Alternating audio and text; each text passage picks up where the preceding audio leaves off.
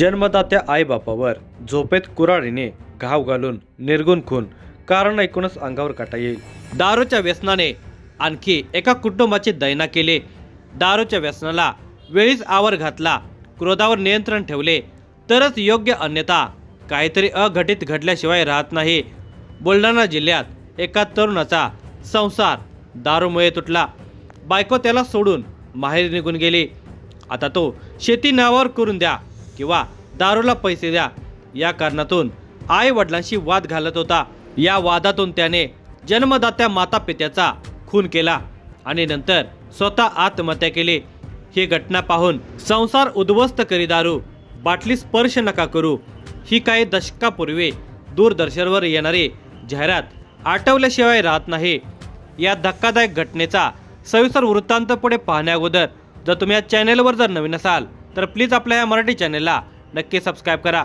चिखली तालुक्यातील चिखलीपासून 10 किलोमीटर अंतरावर असलेले सावरगाव डुकरे गाव, या गावामध्ये सुभाष दिगंबर पाटील वय वर्षे 70 कुटुंबासह राहतात। त्याच्या कुटुंबामध्ये पत्नी लता वय वर्षे 65, मोठा मुलगा शरद वय वर्षे 45, लहान मुलगा विशाल वय वर्षे 40, एक मुलगी विवाहित असून ती तिच्या सासरी नांदते। तर 2 वर्षापासून त्यांचा मोठा मुलगा शरद हा पत्नी आणि 2 अपत्यासह 300 मीटर अंतरावर वेगळा राहतो। सुभाष पाटील यांच्याजवळ लहान मुलगा विशाल असतो। विशालचा विवाहही काही वर्षापूर्वी झालेला होता, मात्र विशालला दारू पिण्याचे व्यसन जडलेले होते। तो काही कामधंदा न करता दिवस रात्र फक्त दारूच्या नशेतच असायचा। त्यामुळे विशालच्या पत्नीने त्याच्या दारूच्या व्यसनास कंटाळून नेहमीसाठी घर सोडले। ती माहेरी निघून गेली। तिने खावटीची केस दाखल केली। पत्नी सोडून गेल्याने विशालचे दारू पिण्याचे प्रमाण अधिकच वाढले। दारू पिण्यासाठी आई वडिलांना तो नेहमी पैसे मागून त्रस्त करत होता। माझ्या नावावर माझ्या वाटणीची शेती करा, अन्यथा मला दारूसाठी पैसे पुरवा, असा त्याचा नेहमीचा हट्ट असायचा। बऱ्याचदा त्याने दारूसाठी पैसे मागताना आई वडिलांच्या सोबत वाद घातलेला होता। दारूसाठी पैसे न दिल्यास मी तुमचा जीव घेईन अशी धमकी देत होता। त्याला नातेवाईकांनी व भावकीतील मंडळींनी बऱ्याचदा समजवण्याचा प्रयत्न केला, मात्र पालत्या घागरेवर पाणी। तो सर्वांचे एका कानाने ऐकायचा आणि दुसऱ्या कानाने सोडून द्यायचा। शेती नावावर करण्याच्या विषयावर आई वडील विशालच्या बोलण्याकडे लक्ष देत नव्हते, कारण शेती नावावर केल्यास तो केव्हा शेतीची वाट लावेल याची शाश्वती नव्हती। तर ते शेती नावावर करत नाहीत आणि दारू प्यायला पैसे देत नाहीत, म्हणून विशाल खूप चवताळलेला होता। त्याचा आई वडिलांच्यावर राग होता। बुधवार दिनांक 5 नोव्हेंबर 2025 रोजी नेहमीप्रमाणे विशालचे वृद्ध आई वडील जेवण करून झोपे गेले। तो दारू पिऊन उशिरा घरी आलेला होता। गुरुवार दिनांक 6 नोव्हेंबर 2025 सकाळचे 10:30 वाजलेले असावेत। सावरगाव डुकरे गावातील नागरिक रोजच्या दिनचर्येमध्ये व्यस्त होते। शरद पाटील यांनीही आपले कृषी केंद्र उघडले होते, मात्र मुलगी दिव्यास शाळेत सोडायचे असल्याचे लक्षात येताच त्यांची पावले वडिलांच्या घराकडे वळली। शरद पाटील हे कुटुंबासह वेगळे राहत होते, तर त्यांचे आई वडील आणि लहान भाऊ त्यांच्या घरापासून 300 मीटर अंतरावर राहत होते। चिमुकली दिव्या काल संध्याकाळी आजी आजोबांच्याकडे अभ्यासासाठी गेलेले होते आणि दप्तर तेथेच ठेवून घरी निघून आले।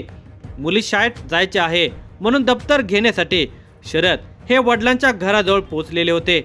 त्यांनी आई वडिलांना 2-3 वेळा जोराने आवाज दिला, पण घरातून कोणताच प्रतिसाद येत नव्हता।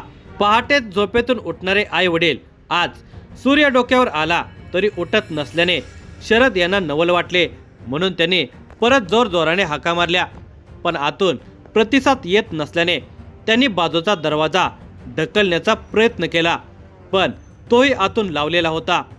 शरद यांनी काही शेजाऱ्यांना आवाज देऊन बोलावून घेतले।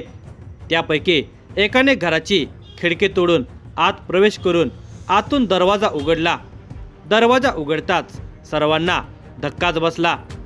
शरद पाटील यांचे 70 वर्षीय वडील सुभाष पाटील हे खाटेवर मृत अवस्थेमध्ये पडलेले होते। त्यांच्या डोक्यावर एक मोठा घाव घालण्यात आलेला होता। त्यातून रक्तस्राव सुरू होता, तर 65 वर्षीय आई लता या जमिनीवर टाकलेल्या अंथरुणावर रक्ताच्या थरोळ्यात पडलेल्या होत्या. त्यांच्या गळ्यावर खोलवर जखम होते. त्यांच्या डोक्याजवळ एक रक्ताने माखलेली धारधार कुऱ्हाड पडलेली होते. दुसऱ्या खोलीमध्ये शरद यांचा लहान भाऊ विशाल याने गळफास घेतलेला होता.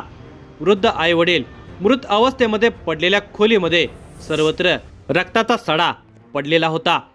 त्या घरातील चित्र अत्यंत विदारक आणि अंगावर काटा उभे करणारे होते.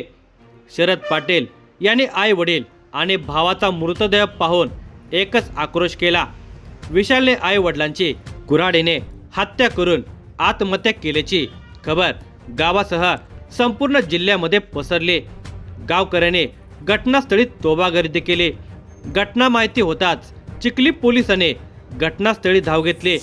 फॉरेन्सिक टीमला घटनास्थळी पाचारण करण्यात आले. वरिष्ठ पोलीस अधिकाऱ्यांनी घटनास्थळी भेट देऊन पोलिसांना मार्गदर्शक सूचना केल्या. पोलिसांनी घटनास्थळ पंचनामा आणि इतर कायदेशीर कार्यवाही करून तीनही मृतदेह उत्तरीय तपासणीसाठी चिखली उपजिल्हा रुग्णालयात पाठवण्यात आले. शरद पाटील यांच्या फिर्यादीवरून मृतक विशाल पाटीलवर आई वडिलांचा खून केल्याचा गुन्हा दाखल करण्यात आला. विशालच्या मनामध्ये आई वडिलांच्या विषयी क्रोध धगधगत होता. ते आपल्याकडे लक्ष देत नाहीत, शेती नावावर करत नाहीत किंवा पैसे देत नाहीत याचा त्याला खूप राग आलेला असावा. त्याने घरातील लाकडी दांड्याची कुऱ्हाड हाती घेतली आणि तो आई वडिलांच्या खोलीत गेला. खाटेवर झोपलेल्या वडिलांच्या डोक्यात कुऱ्हाडीचा प्रहार केला. खाटेजवळच अंथरुणावर गाढ झोपेत असलेल्या आईच्या मानेवर त्याने कुऱ्हाडीचे वार केले असावेत. घाव वर्मी लागल्याने सुभाष पाटील आणि त्यांच्या पत्नीने तडफडत प्राण सोडले. विशालचा जन्म झाल्यावर आनंदित झालेल्या त्या आई वडिलांना भविष्यामध्ये हा मुलगाच आपला कर्दनकाळ ठरेल याची कदाचित पुसटशी कल्पना नसावी. आई वडिलांची हत्या केल्याचा पश्चाताप झाल्याने कदाचित विशालने दुसऱ्या खोलीमध्ये गळफास घेऊन आत्महत्या केली असावी. पुत्राने जन्मदात्या आई वडिलांचा खून करून आत्महत्या केल्याने एकच खळबळ उडालेली होती. दाखल फिर्याद व पोलिसांच्या प्राथमिक तपासामध्ये दारूचे व्यसन असलेल्या पुत्राने आई वडिलांचे हत्याकांड केल्याचे स्पष्ट होत आहे. या घटनेचा तपास बुलढाणा जिल्हा पोलीस अधीक्षक निलेश तांबे, अप्पर पोलीस अधीक्षक अमोल गायकवाड, उपविभागीय पोलीस अधिकारी सुधीर पाटील, चिखली पोलीस स्टेशनचे ठाणेदार भूषण गावंडे यांच्या मार्गदर्शनाखाली पोलीस उपनिरीक्षक नितीन सिंग चव्हाण, शरद भागवतकर, पोलीस कॉन्स्टेबल सुनील केसकर, विनोद ब्राह्मणे हे पुढील तपास करत आहेत.